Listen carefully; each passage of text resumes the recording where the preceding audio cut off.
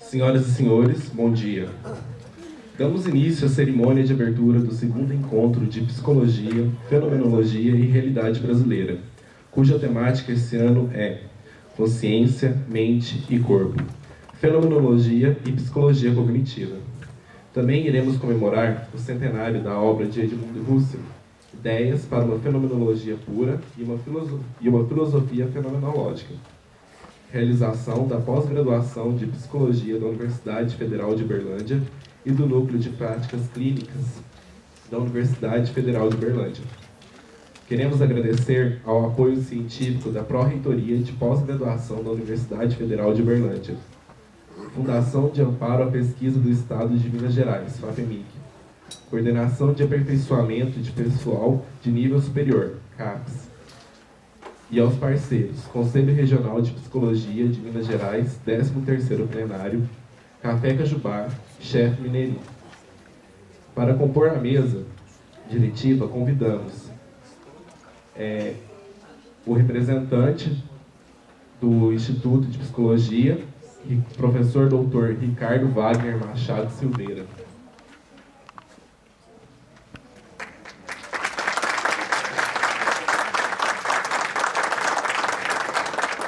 O professor e coordenador da pós-graduação de Psicologia da Universidade Federal de Uberlândia, professor doutor Ederaldo José Lopes.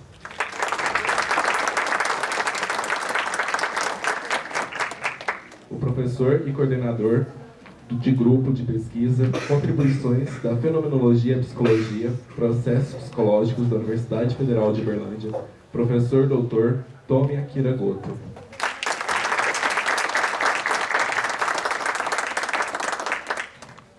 Convidamos a todos para, em posição de respeito, cantarmos o hino nacional.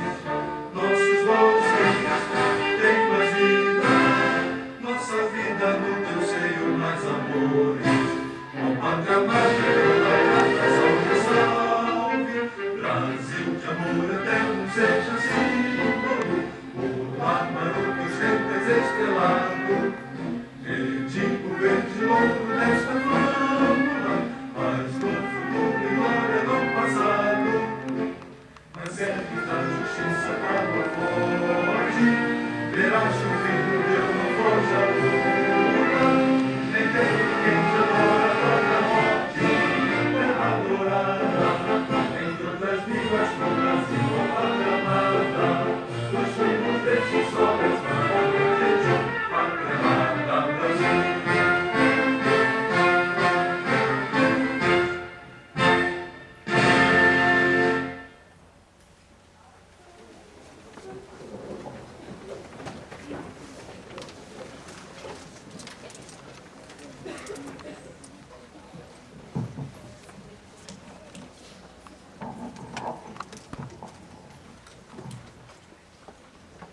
Nesse momento, passo a palavra para o representante da diretoria do Instituto de Psicologia da Universidade Federal de Uberlândia, professor Dr. Ricardo Wagner Machado Silveira. Bom dia a todos. Eu vim aqui representando então a diretora do Instituto de Psicologia, a professora doutora Cláudia Lequique, e quero desejar a todos, antes de mais nada, né, um evento cheio de notícias, de novidades e de novos conhecimentos, né, que a gente possa, a partir dessa troca de experiências, aprimorar nossos saberes, os nossos fazeres. Gostaria de dar as boas-vindas aos convidados, aos ilustres convidados do evento, né? Sejam bem-vindos à cidade, espero que vocês tenham aqui uma boa estadia, que o evento seja frutífero para todo mundo, né? Queria parabenizar o professor Ederaldo, né, no qual a pós-graduação está aqui representada, a psicologia cognitiva, que é um dos temas privilegiados durante o evento, né?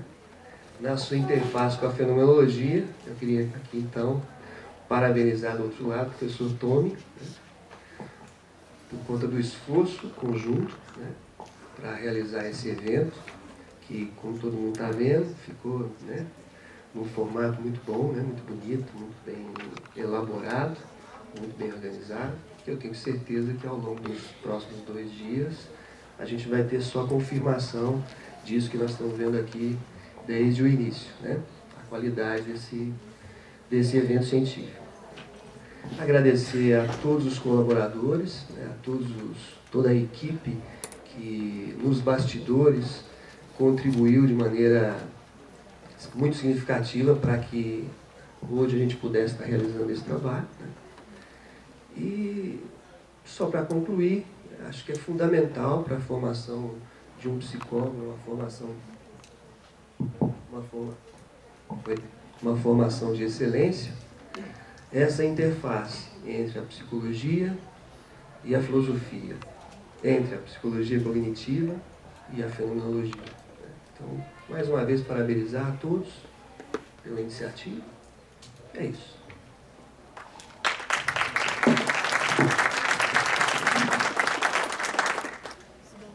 Eu gostaria de chamar para compor a mesa o professor e coordenador do Grupo de Pesquisa em Fenomenologia e Psicologia Existencial da Universidade Federal do Triângulo Mineiro, o professor mestre Gustavo Alvarenga Oliveira Santos.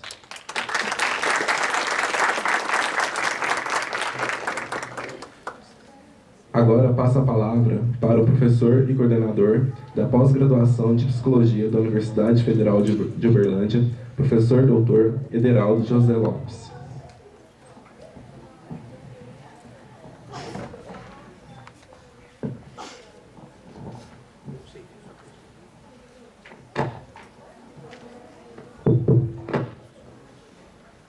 Bom dia a todos. Bom dia, professor Ricardo, representante da direção do Instituto de Psicologia. Em seu nome, eu cumprimento os demais integrantes desta mesa e quero desejar as boas-vindas a todos que aqui estão neste segundo encontro, né, de Psicologia, Fenomenologia e Realidade Brasileira, Consciência, Mente e Corpo, Fenomenologia e Psicologia Cognitiva. Dar as boas-vindas a todos que aceitaram esse belíssimo convite e agradecer em especial ao professor Tomi, que encabeçou esta proposta e que a pós-graduação, evidentemente, teria e deveria apoiar. E assim o fizemos, e eu quero deixar registrado o meu agradecimento também à Pró-Reitoria de Pesquisa e Pós-Graduação da UFO, que também deu incentivo, né? O incentivo principal que a gente precisa, que é econômico, não tem como, né?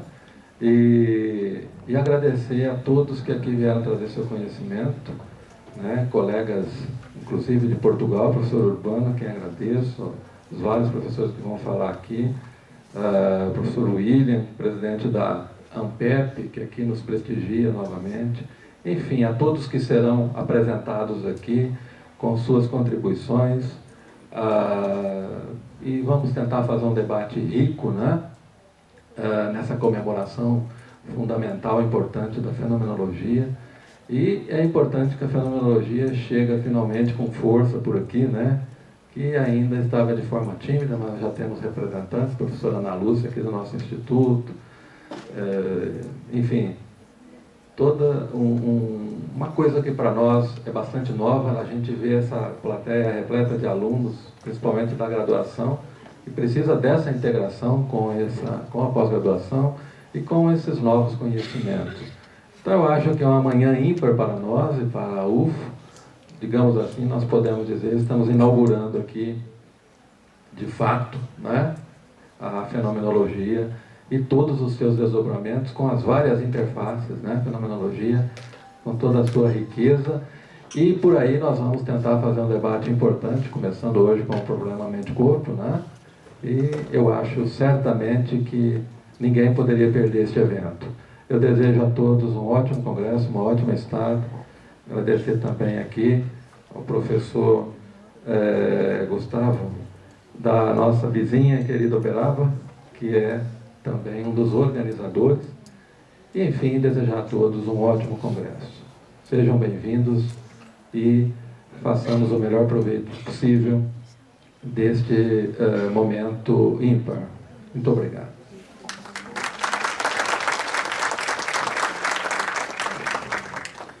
Passo a palavra para o professor e coordenador de grupo de pesquisa Contribuições da Fenomenologia à Psicologia, Processos Psicológicos da Universidade Federal de Uberlândia, professor Dr. Tomi Akira Goto. Bom dia a todos e a todas. Também vou ser breve, porque nós estamos com o tempo adiantado. Queria dar, então, boas-vindas a vocês. Gostaria de agradecer, né, à Universidade Federal de Uberlândia, a pós-graduação de Psicologia, que apoiou, né, o evento, como o professor Edegaldo falou.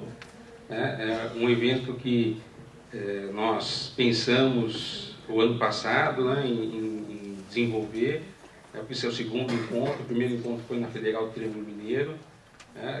Eu e o Gustavo, nós pensamos em trazer um pouco a contribuição da fenomenologia aqui para a região do Triângulo, né? Então essa foi o ponto de partida desse evento, né? Um pouco da história do evento para vocês saberem. No ano passado, então, o primeiro evento foi em Uberaba, na Federal do Triângulo Mineiro. Esse ano na UFO, foi muito bem recebido pelo professor Edegaldo, né? Pela pós-graduação. Apoiar esse evento. Esse ano nós, principalmente com o apoio da pós-graduação, nós pudemos ampliar o evento, né? Contar com mais nomes, né? Representantes da fenomenologia, da psicologia cognitiva e dessa interface, né? Porque eu acho que um aspecto principal que a gente defende no contexto desse evento é justamente o diálogo, né? E o diálogo. Então não é um evento de fenomenologia pura, né, vamos dizer assim, um diálogo da fenomenologia com a psicologia e da fenomenologia com outras psicologias, que já tem acontecido, não só no Brasil, mas em tantos outros países. E nesse encontro nós pudemos realmente trazer grandes representantes, especialistas dessa interface de fenomenologia e psicologia cognitiva.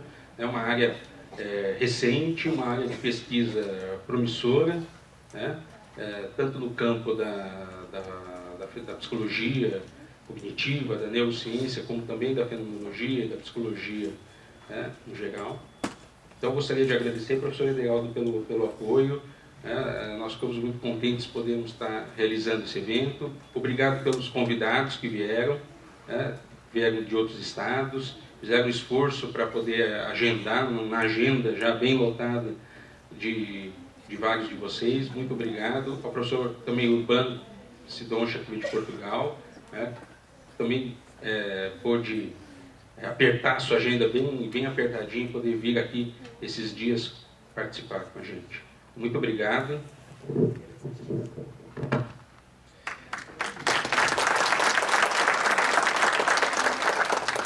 Por fim, passo a palavra para o professor e coordenador do Grupo de Estudos e Pesquisa em Fenomenologia e Psicologia Existencial da Universidade Federal do Triângulo Mineiro, professor mestre Gustavo Alvarenga Oliveira Santos.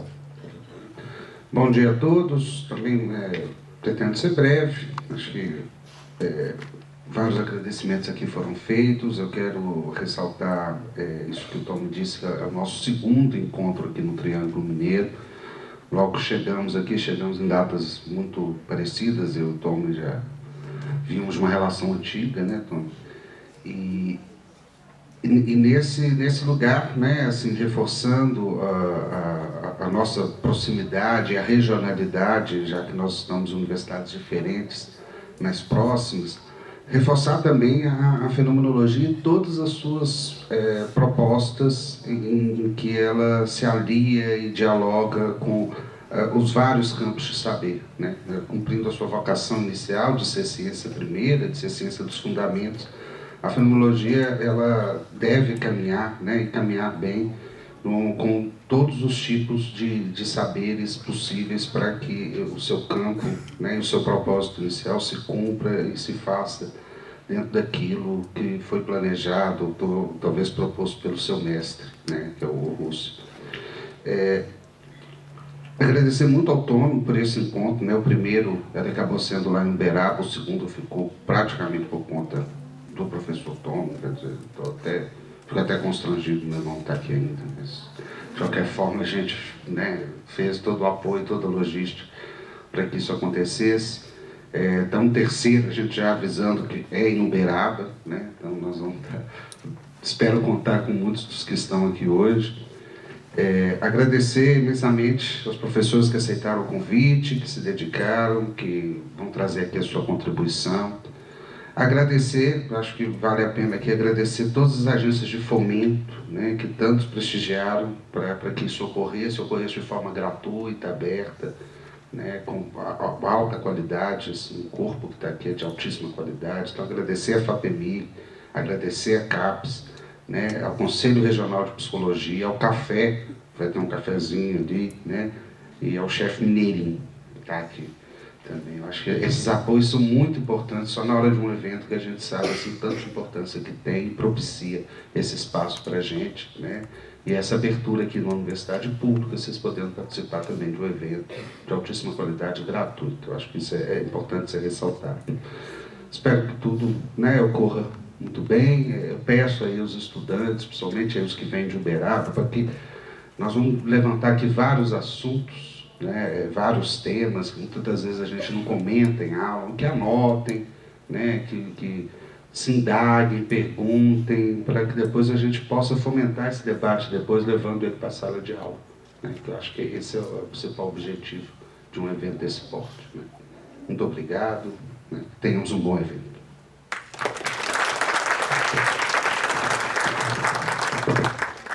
Agradecemos a presença dos componentes da mesa diretiva e os convidamos a ocupar lugar no auditório para assistirem à continuação da programação.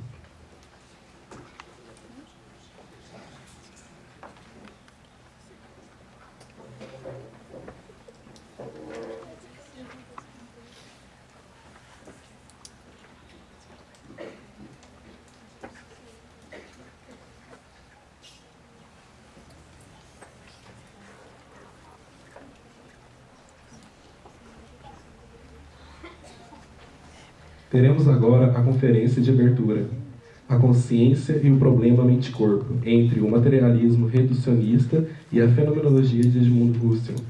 Para coordenar as atividades da mesa de trabalho, chamo o professor Dr. Tomi Akira Goto, da Universidade Federal de Uberlândia. E o conferencista, professor Dr. Urbano Mestre Sindoncha, da Universidade Beira Interior, Portugal.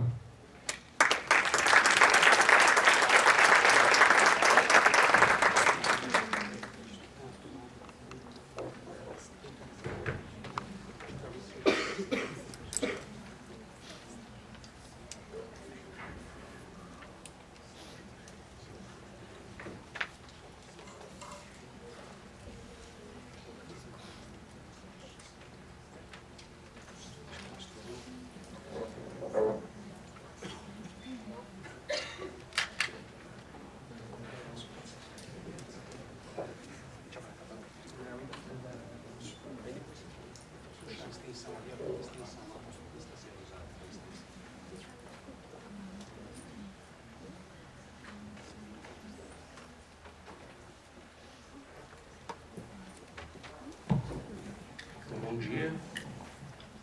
Então, gostaria de apresentar o professor Dr.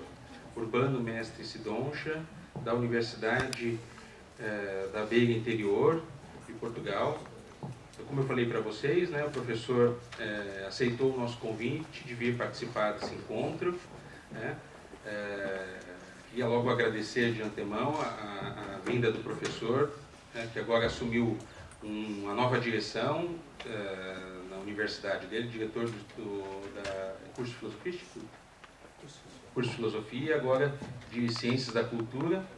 Então está num momento bastante decisivo na agenda dele. Ele pôde encaixar o nosso evento, então queria agradecer por essa atenção, esse interesse de vir aqui trazer as suas contribuições para nós, né, para poder dialogar com a gente nesses dias de evento. Eu gostaria de apresentar mais formalmente o professor Urbano. É licenciado em Filosofia pela Faculdade de Letras da Universidade de Lisboa, Portugal, doutor em Filosofia Contemporânea, com a classificação máxima de distinção e louvor por unanimidade na mesma universidade. Bolsista da Fundação Calouste Gulbenkian, nos anos em que cursou filosofia, e bolsista da Fundação para a Ciência e Tecnologia, no período em que decorreu a sua investigação de doutorado. Membro da direção da Associação Portuguesa de Filosofia Fenomenológica, integra o conselho de redação da revista Phenomenon, que é a principal revista de fenomenologia de Portugal, diretor do curso de Ciência da Cultura da Universidade Beira Interior e do curso de Filosofia. Como investigador, tem desenvolvido a sua atividade em torno da fenomenologia de Edmund Husserl e de sua relação com a mais atual filosofia da mente, ocupando-se também da relação entre fenomenologia e psicologia. Tem diversos estudos publicados em revistas nacionais e estrangeiras, subordinados a esses temas. Publicou recentemente o seu primeiro livro com o título Do Empírico ao Transcendental, a consciência e o problema mente-corpo, entre o materialismo reducionista e a fenomenologia de Husserl, que foi selecionado para publicação no âmbito de um concurso promovido pela Fundação Calouste Gulbenkian e a Fundação de Ciência e Tecnologia para a área editorial Texto Universitário das Ciências Sociais e Humanas. Então, o professor trouxe alguns exemplares. Quem tiver interesse depois da conferência está lá na frente do auditório. Gostaria de passar a palavra, para não ocupar muito tempo de sua fala. Muito obrigado.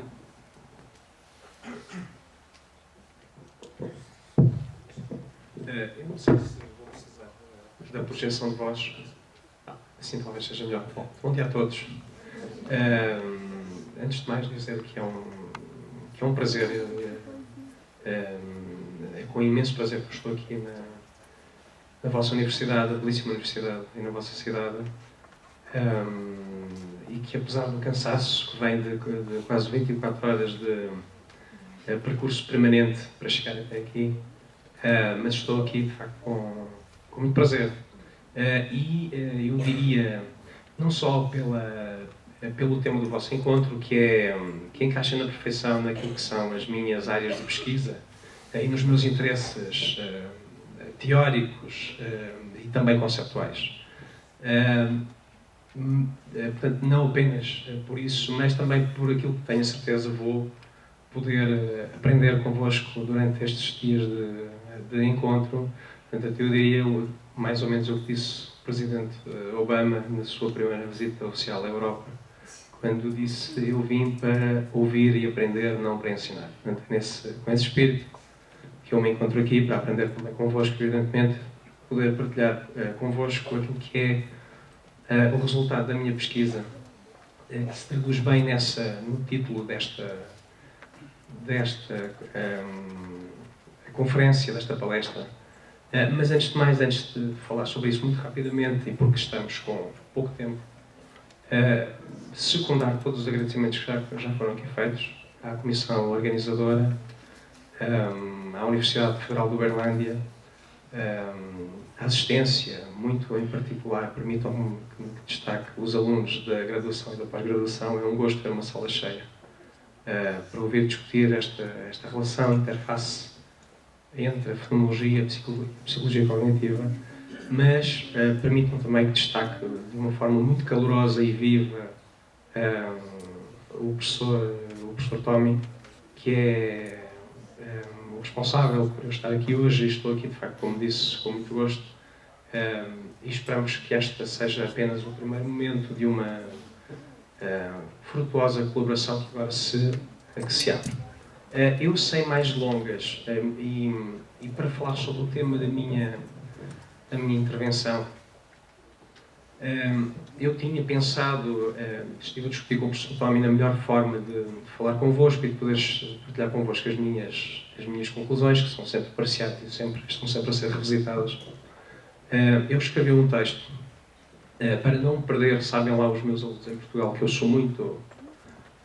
é muito fácil perder-me em divagações que muitas vezes, não sendo marginais, tornam difícil a quem ouve seguir um fio condutor. Portanto, eu escrevi um texto que vou tentar ler pausadamente, paulatinamente, tentando ser audível. Se, por favor, tiverem alguma dificuldade em ouvir ou compreender, por favor, façam sinal.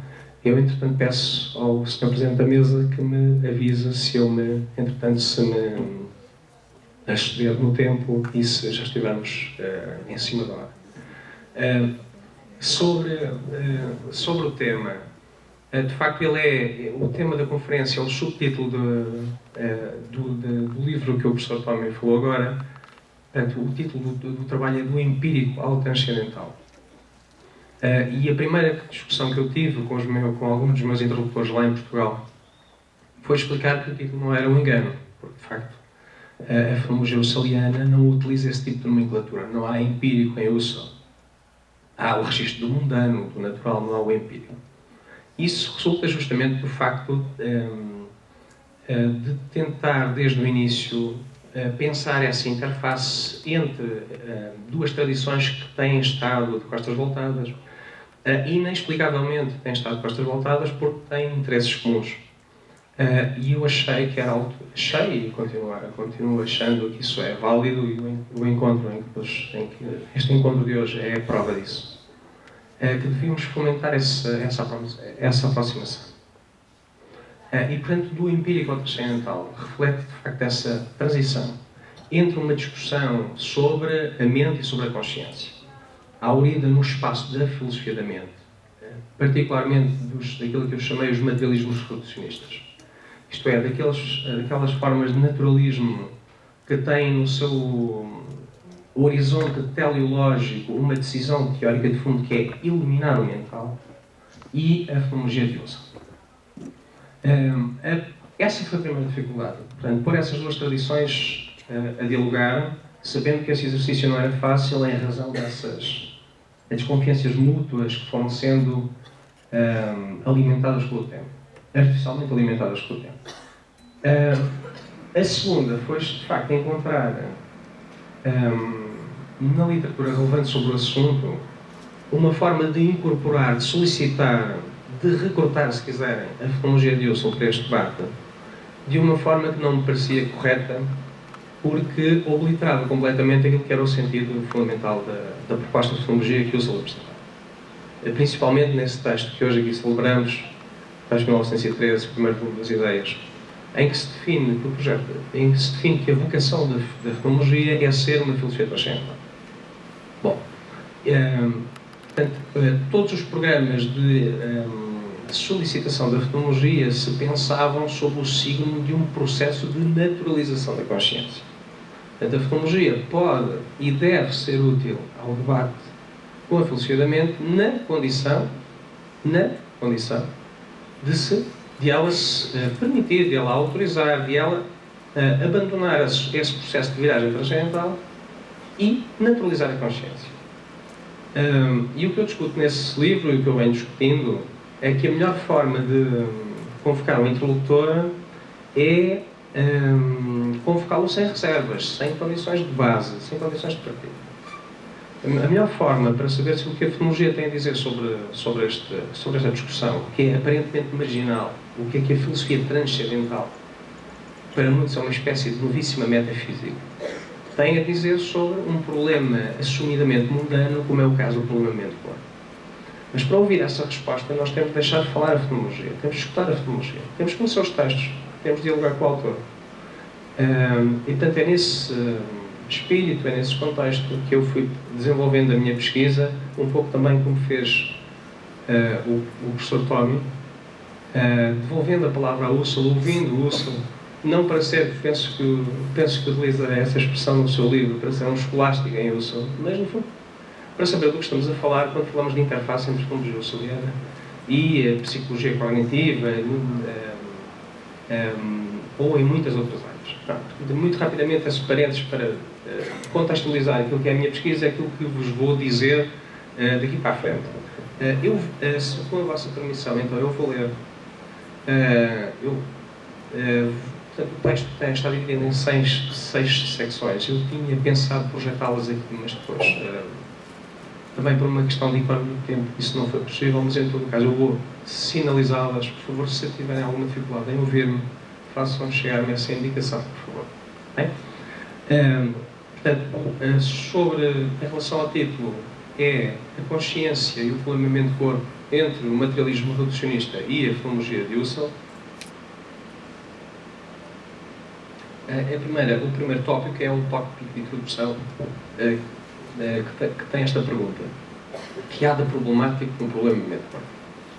Parece uma pergunta trivial e sem sentido, uma espécie de truísmo, mas ver se ela fará uma espécie de situação de base, uma definição de qual é a situação de partida, para perceber exatamente onde estamos e, a partir desse diagnóstico de situação de facto, o que é que nós podemos fazer. Então o texto diz assim: a consciência de que somos seres... se calhar posso usar aqui. Desculpem. A consciência de que somos seres corporais e mentais, que se instala e inscreve no coração da nossa experiência mais trivial e comum, tem sido ao longo dos séculos a expressão liminar e perentória de uma dificuldade que parece situar-se nos antípodas do sentimento de familiaridade que acompanha essa mesma compreensão de nós próprios como unidade e diferença psicossomática. A perplexidade que assim sobrevém numa tal assimetria, ou nessa diferença, tem sido enunciada em tentativas mais ou menos judiciosas, mas provavelmente nenhuma com a acutilância e a força que devem ser reconhecidas à célebre expressão formulada por John Searle, e que está no texto do programa e que eu me permito agora recuperar, como podem ser procedimentos. Esta é, ou tem sido, a questão que inaugura o esforço de tratamento do célebre problema mente-corpo, que é de facto um problema contemporâneo, isto é, um problema que se pensa sob o signo de um conceito de presença, mas de uma presença que é constante, não de uma presença efêmera, de uma presença transitória. Então é um problema com uma longa e venerável história. E, portanto, nesse sentido é um problema contemporâneo, que se consubstancia numa investigação dirigida à tentativa de encontrar para o problema, não apenas, como se impõe, uma solução satisfatória, mas igualmente um desfecho que possa ratificar essa facilidade com que acedemos, com que intuitivamente acedemos, num só lance, à compreensão de nós próprios. A legitimidade e a necessidade deste esforço não poderão, evidentemente, ser postas em questão, sobretudo numa época marcada pela clara constrição das questões que ainda se permitem a uma subtração à esfera do cientificamente determinável.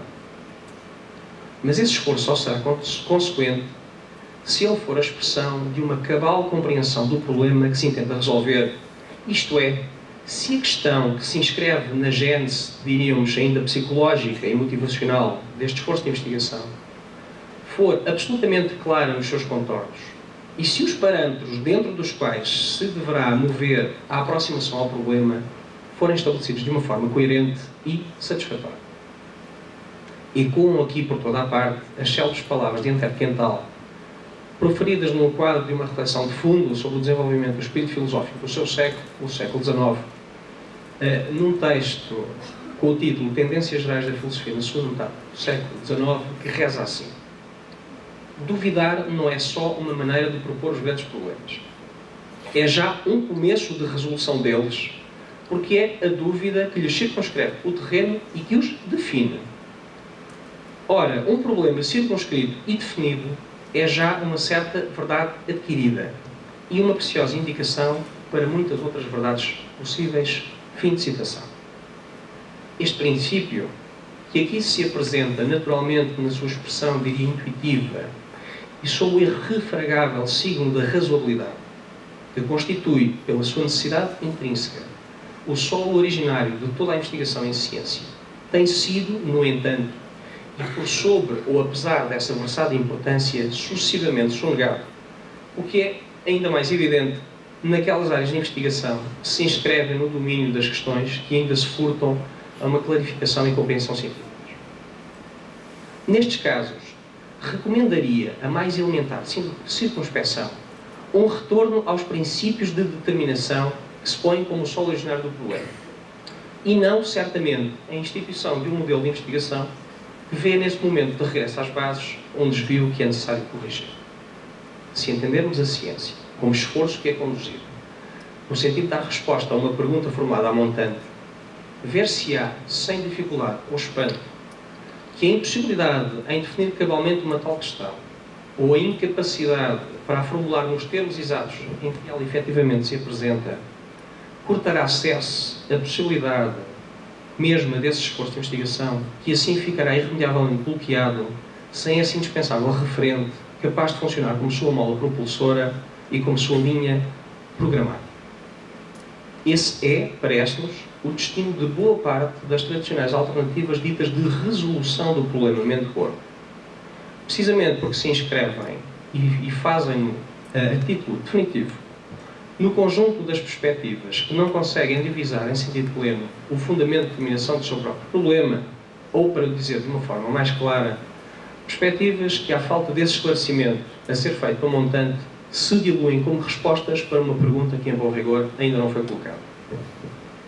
Deve questionar-se, portanto, se esta tentativa para determinar o que há de problemático no problema mente-corpo, perdoar-me-ão a redundância, que, como disse há pouco, não é mais do que aparente, se esta tentativa não é um propósito que se esbate imediatamente ante a simples recolha crítica das alternativas em que se joga a decisão do problema, ou no simples ato de coligir os aspectos mais ou menos marginais que concorrem para aclarar a sua propalada complexidade. O que fica claro, mesmo ao olhar ainda incipiente de um neófito, é que por sobre a inegável idoneidade dessas tarefas para a necessária clarificação global do problema mente-corpo, esse esforço será sempre em vão se não for integrado num horizonte de sentido mais amplo, capaz de divisar um para lá dessa tarefa mesma de clarificação, que de sua vez empresta a esse esforço de compreensão uma expressão mais sistemática e uma feição unívoca. Ora, uma tal configuração é precisamente aquela que começa a definir-se no momento em que um exercício de investigação desse fundamento se impuser, não como expressão, entre outras, de um esforço difuso de compreensão, mas como condição de possibilidade mesma de toda a investigação subsequente. Passaria então ao segundo ponto, portanto, em relação ao primeiro ponto, no fundo o que se diz é que não é possível investigar um problema sem defini-lo com clareza. sem pensar esse problema a partir daquilo que é o seu fundamento de determinação, sem revisitar em permanência esse fundamento. E qualquer tentativa para encontrar uma resposta para uma pergunta que não se conhece nas suas determinações essenciais é um esforço que está condenado ao fracasso. No fundo é esse balanço que eu aqui faço, dizendo que boa parte das tradicionais alternativas que se apresentam para pensar o problema do corpo entram por esta via naquilo que eu chamo aqui estratégias de dissolução do problema e não de resolução do problema. Portanto, o título do segundo ponto é a relação como fundamento de determinação do problema do corpo. Portanto, nós procuramos qual é o fundamento do problema, a resposta está aqui, o fundamento é a relação. Será, pois, neste particular enquadramento teórico que surge a ideia de relação mente-corpo, que desde a primeira hora se apresenta como expressão liminar desse fundamento de determinação do problema que antes havíamos solicitado. A partir dela, a relação, o problema mente-corpo apresentar-se-á no espaço lógico das ciências como questão estruturalmente sustentada na afirmação de elementos relacionais, cuja relação é problemática num primeiro mas decisivo sentido em que carece de uma explicação satisfatória ou convincente. Falta uma explicação satisfatória, falta uma explicação convincente. Independentemente das configurações múltiplas e necessariamente plurissignificativas que, de entrada, possamos emprestar a esta exigência derradeira de explicação satisfatória, eu refiro aqui a título meramente exemplificativo, mas também pelo seu poder sugestivo e valor simbólico, o curioso registro deixado por um autor de seu nome Mark Rowlands, num texto de 2001 intitulado The Nature of Consciousness, quando define este sentimento como o que eles chamam um Eureka Feeling, o Now I've Got, agora compreendi. Este Eureka Feeling que falta, que não acompanha essas putativas respostas para o problema do corpo e que falta. E o que o princípio da relação permite estabelecer com segurança é que as estratégias naturalistas que vêm reclamando como sua a explicação do problema mente-corpo só poderão reivindicar em bom rigor não a paternidade dessa explicação, mas, o que é bem diferente, a da mera dissolução do problema mente-corpo. É esta diferença entre explicação ou resolução e dissolução que se assinala no plano descritivo deve juntar-se uma outra e não menos importante distinção no plano conceptual, a saber, a que aparta a simples correlação de explicação. Uma e outra, isto é, as diferenças entre explicação e dissolução de um lado, e entre correlação e explicação, por outro. Uma e outra, dizia, convergem numa direção simétrica, a saber, a de que por mais que prossigamos no esforço de descrição das estruturas biológicas subjacentes, permanecem para lá desse esforço, e por sobre a verticalidade da descrição dessas estruturas ou processos, questões sem respostas ou questões difíceis, para usar a bem conhecida nomenclatura de David Chalmers no seu célebre trabalho de 1996, The Conscious Mind. Dito assim, abruptamente, permanecerá ainda na sombra a razão que assiste a esta associação que agora propomos entre o princípio da relação e a assimetria, entretanto assinalada, entre a mera correlação e a explicação. Esta dúvida ganhará contornos de uma intolerável obscuridade naquilo que é o contexto da costumeira clareza que tradicionalmente informa a ciência, se tivermos em linha de consideração que noutras situações subejamente conhecidas será precisamente a relação a impedir qualquer possibilidade de assimetria, de diferença, como aqui agora se prescreve entre correlação e explicação. É o caso, por exemplo, da bem sugestiva relação entre água e H2O, que prescreve justamente uma total confusão entre o que põe a relação e o seu valor explicativo. Nesses casos, a relação não significa uma decisão entre correlação e explicação, mas significa justamente uma confusão entre correlação e explicação. Então, porquê que isso não acompanha também a relação mente-corpo? É a pergunta. Mas uma tal perplexidade será dissipada, assim esperamos, no momento em que for instituída como pedra angular de toda a tematização teórica subsequente o princípio da especificidade da relação mente-corpo, ou diríamos antes, do caráter idiosincrático da própria relação psicofísica, aquilo que excluirá liminarmente a possibilidade de uma aclaração das mentes e, relativamente do próprio regulamento do corpo, quando estas se deixam reconduzir e, portanto, reduzir, sem mais, aos fenómenos físicos, biológicos subjacentes.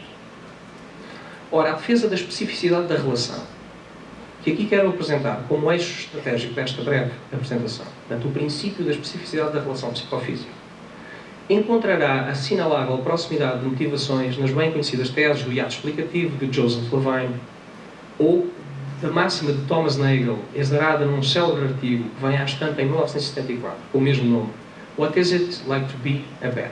Como é ser um morcego? Ambas instituem, portanto, essas duas referências que eu aqui apresento e que são uma espécie de plataforma que sustenta esse princípio da especificidade da relação mente-corpo. Portanto, essas duas referências instituem como irrevogáveis condições de possibilidade para uma clarificação do próprio problema mente-corpo a ideia de uma assimetria entre atividade cerebral e ocorrências mentais.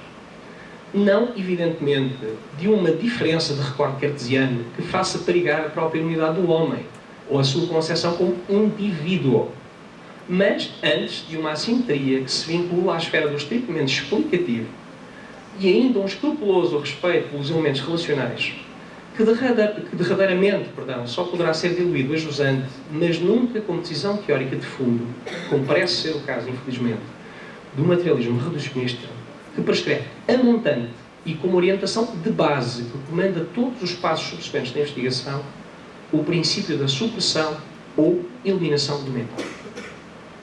Se assim for, a ideia de um monismo absoluto, que irrompera na esfera da discussão do problema mente-corpo, como a expressão liminar de uma solução compreensiva, deverá ser denunciada agora nos mesmíssimos moldes em que antes se anunciava o seu poder hegemónico, a eficácia e a infinita latitude do seu poder explicativo, que agora claudicam perante a tentativa vã de um simples rebatimento na relação mente-corpo da estratégia utilizada, por exemplo, para cuidar da relação digestão-estômago, é um exemplo de John Searle, ou da supramencionada relação entre água e H2O.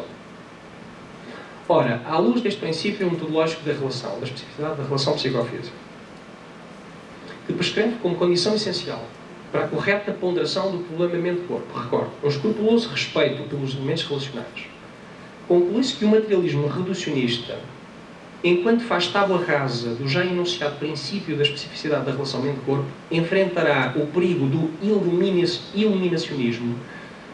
Encontrarão a palavra inglesa eliminativism, mas eu penso que há algumas traduções para o português de iluminativismo, mas eu penso que é uma má tradução. O que se trata é de eliminar. Eliminativismo ele traduz para iluminacionismo. Portanto, enfrentará o perigo do iluminacionismo condenando as mentes a ter o mesmo destino que fora reservado já às obsoletas categorias científicas como o ufologista, por exemplo. Impõe-se, portanto, a pergunta: pode a solução, e voltamos ao início desta apresentação, pode a solução para um problema repousar numa compreensão ainda, diríamos, deficitária desse mesmo problema? Concretizando um pouco mais, pode o naturalismo reducionista reclamar legitimamente a resolução de um problema cujo fundamento de determinação ignorou e quis ignorar desde o início?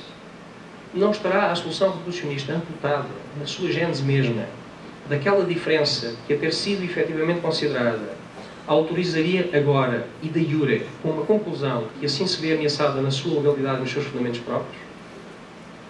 Temos, portanto, como expressão mais perene dos modelos reducionistas, a afirmação de uma clara prioridade do corpo como estrutura físico-material, que repousa derradeiramente numa supressão de partida do psíquico, como foi mostrada à exaustão por autores como Peter Fermi, mas uma conclusão que, precisamente, não se deixa regressivamente devolver a um princípio que permita ostentar a sua legitimidade. Duas questões devem, entretanto, ser consideradas a propósito daquilo que eu vos fui dizendo. Não poderão as formas de materialismo não reducionistas, isto é, aquelas que não convocam conclusão reducionista, como, por exemplo, a tese da sobreveniência, ajudar a superar esta dificuldade? A resposta, seja dito, sem hesitações, é um retumbante não pode. Desde logo porque alguns desses modelos, como o da sobreveniência, mais não parecem ser, como sugere o próprio Jagan Kim, que é um dos grandes teóricos da sobreveniência, um novo nome para designar uma dificuldade antiga que não se resolve, sublinho que não se resolve. Mas também, porque não é ainda claro, que o próprio materialismo não reducionista se consiga afastar, em definitivo, do exprovado princípio de uma supressão ou eliminação do mental. A outra questão é esta. E diz respeito à própria solidez e valia do instrumento metodológico da relação que eu aqui vos venho apresentar. A pergunta aqui deve ser esta. Não revela esse instrumento uma perigosa estratégia de um difícil equilibrismo que ao não se fixar nem no naturalismo reducionista, nem nas teses dualistas, não se fixa, não se queda derradeiramente em parte alguma? Não será a relação uma espécie daquilo que o mesmo Jacob Kim, referindo-se à possibilidade verberada de um fisicalismo não reducionista, chama de middle of the road position? Em defesa deste princípio, quero dizer, em primeiro lugar, que o instrumento da relação não surge, como qualquer uma das suas putativas alternativas, num contexto de resolução do problema, mas antes, e como condição mesma para essa resolução, naquilo que poderíamos chamar de contexto de afirmação ou fase de reconhecimento do problema. Mais uma vez, não como inflexão de fundo em relação a uma investigação empenhada na obtenção de uma solução satisfatória, mas encontrando aí, precisamente, a condição sem a qual uma total solução não poderá ser encontrada. Ao enraizar-se nesse solo originário dos fundamentos do problema, a tese da relação não deixa, porém, de definir também as condições em que deve repousar a sua futura resolução. Respeito pela relação e pelos relatos. Na simplicidade desta afirmação, quase a soar a truísmo, se joga parte considerável deste novo empreendimento, a consideração em igualdade de circunstâncias e com exclusão de qualquer pressuposto metafísico, como chama Peter Fenwick, que faça perigar a paridade entre fenómenos físicos e mentais, mostra que o cuidado patenteado na preservação da diferença, dessa diferença, nunca for erigido em detrimento da exigência não menos vincada e relevante de unidade, mas mostra também que essa nova abordagem é aquela que principia a sua atividade ali, precisamente, onde se manifestaram as internas aporias do modelo reducionista, que se verá enredado numa conclusão que é contrária à intenção permanentemente manifestada e constantemente revisitada de uma resolução satisfatória do problema mente-corpo. Portanto, uma conclusão dizia que era contrária a essa intenção de supressão dos fenómenos mentais. Terceiro ponto, elementos para uma leitura fenomenológica do problema mente-corpo. Em relação ao segundo ponto, apenas para vos dizer que se buscamos o fundamento de determinação do problema, isto é, aquilo que me permite perceber o que há da problemática no problema mente-corpo, a minha proposta de resposta é a relação. Por que temos problema mente-corpo? Porque, evidentemente, temos uma relação entre faz uma espécie de interface no quadro de uma diferença que nós sentimos, mas que não conseguimos explicar. Portanto, é uma relação que não compreendemos, a que lhe escapa um sentimento de completude, que nos faz acompanhar por esse sentimento de Eureka Feeling. Se me dizem água é H2O, esse sentimento aparece. Se me dizem digestão é estômago, esse sentimento aparece. Se me dizem mente é corpo, esse sentimento não aparece. E o que se trata de saber é porque não aparece. E o princípio, vejam, a relação aparece aqui pensada naquilo que eu chamo aqui um contexto de afirmação do problema, que é uma indeclinável condição para se depois poder investigar seriamente o problema.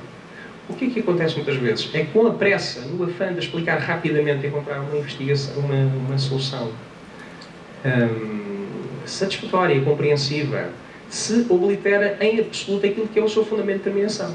O que significa que, em bom rigor, estamos a investigar um problema que não existe. Porque não o conhecemos, não sabemos identificar como problema. Portanto, a tese da relação e, especialmente, o princípio da especificidade, ou daquilo que eu chamei o caráter idiosincrático da relação psicofísica, devem ser pensados justamente nesse contexto de afirmação do problema. Terceiro ponto. Elementos para uma leitura fenomenológica do problema mente-corpo. Entramos aqui na parte em que se solicita a intervenção da fenomenologia e, particularmente, da fenomenologia tal como foi pensada pelo seu fundador, Husserl. Elementos para uma leitura fenomenológica do problema mente-corpo.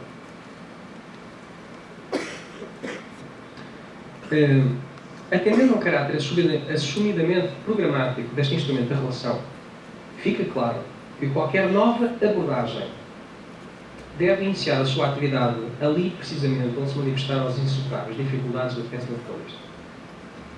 Assim, Se é certo que a expressão maior dessa dificuldade se traduz numa declaração formal de supressão do mental, só uma estratégia que faça do regresso aos fenómenos, agora suprimidos, a sua decisão teórica de fundo, poderá emergir como alternativa credível e consequente.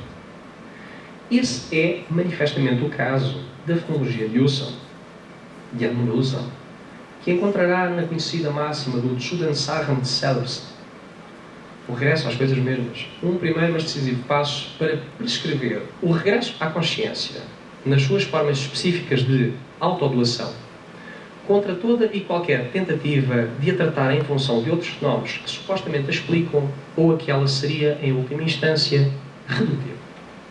Este é o primeiro ponto de interseção em que nós podemos surpreender a importância da fenomenologia neste debate. Não ignoramos, em todo o caso, que são muitas as objeções iniciais que se oferecem à consideração desta inaudita associação entre naturalismo e fenomenologia, que não se chegou neste ponto, evidentemente, é apenas um ponto de aproximação. Não se trata, porém, de um encontro meramente fortuito entre uma orientação que suprime e outra que, contrariamente, exige o regresso aos fenómenos mentais. O que pode ser surpreendido imediatamente nessa frase-programa da fenomenologia husserliana, outra coisa não é do que a assunção de uma direção diversa daquela que se instituíra na investigação empírico-naturalista da consciência. Sublinho, diversa. Se pensarmos, ademais, que o impasse a que foi conduzida a análise do problema mente-corpo se deve precisamente ao caráter aporético de uma tal análise empírico-natural da consciência, e se considerarmos, com Thomas Nagel, que é efetivamente a consciência que derradeiramente convoca o fundamento último da versada complexidade do problema mente-corpo, não nos restará outra alternativa credível, razoável, senão a de considerar muito atentamente esta abordagem nova que se constrói a partir da declaração programática da fenomenologia de Husserl. Essa primeira conclusão parcial, que aqui se exibe, evidentemente, na sua expressão mais flutuante e nos seus contornos em de superfície, diverge de duas formas diferentes, quando não radicalmente distintas, de pensar o posicionamento da fenomenologia perante o problema mente-corpo e a abordagem reducionista. Enumeremos-las brevemente. Portanto, pensando essa percepção entre a fenomenologia e os programas naturalistas que enfrentam o perigo do iluminacionismo, como eu há pouco expliquei, pensando essa relação e a oportunidade e a possibilidade dessa relação, há duas formas diferentes de pensar, que eu aqui elenco de uma forma meramente descritiva e sem qualquer pretensão de as detalhar com alguma verticalidade. A primeira, que é provavelmente a que colhe o maior número de seguidores, é de que esse debate nada diz à fenomenologia e que a sua instrução em sentido legalista aponta numa direção radicalmente diversa daquela que é seguida pela fenomenologia, ou a fenomenologia no seu processo de interna maturação, e que levará à assunção plena e última da sua condição de filosofia transcendental, na célula de viragem transcendental de Husserl. Portanto, a primeira é que não há relação, não há contacto possível entre a fenomenologia e esse debate, e que esse debate nada diz. Esse debate é que a fenomenologia sobre ele nada tem a dizer. Outra ainda, a outra perspectiva diz o seguinte: a fenomenologia pode e deve ser integrada numa discussão sistemática do problema, desde que esteja na disposição de se aproximar do odiado programa das ciências cognitivas, seguindo para isso a via da naturalização. A possibilidade, como sabem, é aparentemente admitida pelo próprio Husserl nas meditações cartesianas, quando diz, a fenomenologia pode seguir o seu caminho, numa coerência sem quebras, sem rupturas, afastando-se desse compromisso com a filosofia transcendental, portanto, abandonando esse momento de viragem transcendental e seguindo a via da naturalização. E muitos dos que pretendem pensar uma associação entre a fenomenologia e as ciências cognitivas se pegam nessa declaração e dizem que está. A condição para que a fenomenologia seja útil a este debate é a condição de que ela abandone esse processo de viragem transcendental e que, pelo contrário, promova uma naturalização da consciência que ela desde sempre combateu. Aliás, foi isso que a levou verdadeiramente a afastar-se naqueles primeiros anos de constituição da fenomenologia, a afastar-se da psicologia. Consideramos, por razões diversas, e que certamente não conseguiríamos elencar e por maioria de razão discutir nesta breve comunicação, que nenhuma dessas orientações é válida. A primeira, pelas razões antes apresentadas, e que são relativas à construção de uma abordagem nova, protagonizada pela fenomenologia a partir da sua frase-programa, capaz de banir de entrada os equívocos em que se viu implicado o materialismo reducionista. A segunda, porque o projeto de uma naturalização da fenomenologia, na sua acessão mais estrita, aponta num sentido diametralmente oposto ao que será seguido pela própria fenomenologia no seu processo de interna evolução e maturação, e que a levará derradeiramente à assunção plena da sua vocação transcendental. É coisa bem sabida que a novidade essencial da fenomenologia está precisamente na definição de uma abordagem alternativa para a consciência. É isso que a vincula a este debate. É nisso que ela pode fazer a diferença. Mas essa é uma abordagem que se constrói paulatinamente pela suspensão da tese geral do mundo e pela exclusão das referências ao empiricamente determinado, eu ponho aqui empiricamente determinado entre aspas, para utilizar uma nomenclatura mais identificada com as filosofias da vida. Deste modo, e nos antípodas desta segunda possibilidade, para compreender o papel que cabe à fenomenologia no seio deste debate, seja dito agora que a compreensão radical dessa novidade é um exercício que não se compadece com a tentativa espúria para enraizar a fenomenologia num terreno estranho ao presente.